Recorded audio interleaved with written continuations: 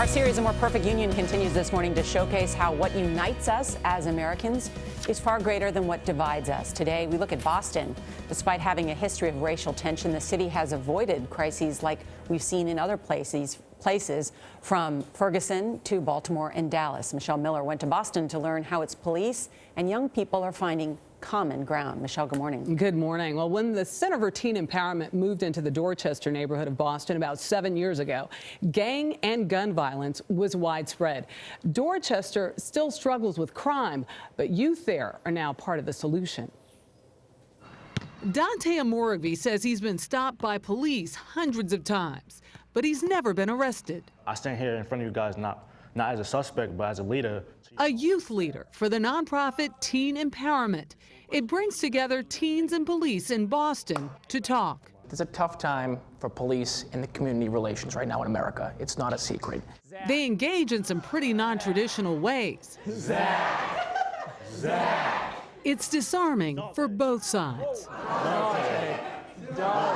Really having them stand in each other's shoes. And they see someone who maybe is exactly like them, who faces the exact same challenges. Stanley Pollock founded the program in 1992 when violent crime was rampant in Boston. It gathered gang members, sworn enemies, and brokered a peace deal. You get them into a room and you have them talk. You have them sit there and look at what the fight is really about. In the mid-90s, for 29 months, not a single person under the age of 21 was killed on the streets. One of the things that took place was there was a real belief in young people, and there was an investment in young people as leaders, and paid them for their work to make their community peaceful. From 2015 to 2016, in the parts of the city where the program operates, homicides have remained flat.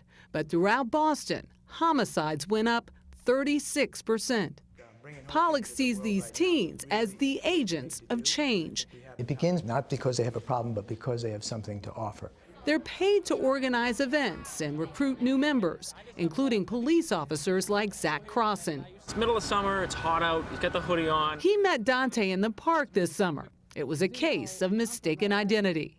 In my mind, I'm thinking we're in a neighborhood where there's been some recent shooting activity. Were you worried about stereotyping No. this young man? No. I get it. I'm not naive to understand. I know I'm a white police officer in a predominantly minority neighborhood, and that's a huge thing to overcome. But they did. And from the other side of the fence, Dante handed Officer Zach a flyer. And do you normally just whip out teen empowerment flyers when you see police officers? I do now. A wall this high could have been a real barrier for you two. Absolutely, and I'm glad it wasn't. There was a time when things might have gone very differently for Dante. You had dropped out of school. You were homeless. You were considering selling drugs. What stopped you? There's no love in these streets, you know.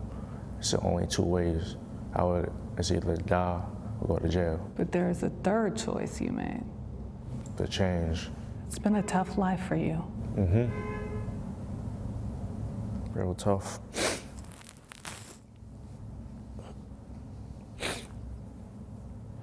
Dante is now back at school, working to graduate this spring.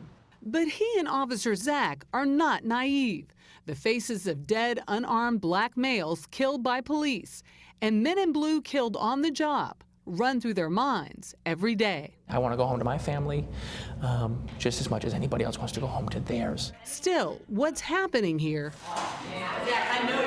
is what they believe has freed Boston from the fate of so many other cities. Like how me and Zach are, you know, how I can, you know, sit down and have a conversation with an officer, you know. If there happens to be a time where I have to be stopped, you know, it's not gonna be that hostility. Because, you know, okay, that's Dante, you know, we on common ground.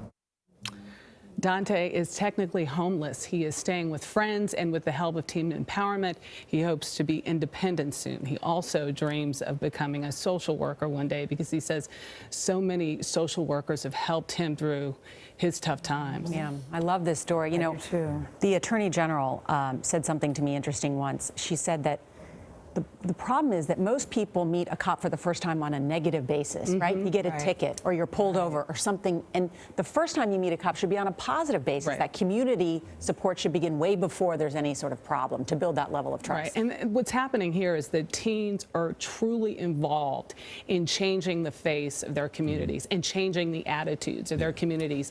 And the other end is that some are getting paid for it, like Dante. I mean, Also, he has it's two a jobs. perfect example of how you change things one by one, one-on-one. Yeah. When you get to know people's human beings, works every time. It sure See, does. we have a lot in common when we start talking to each other. Yeah. It's really Love this. great, Thank you. Michelle. Thank you. Thank you.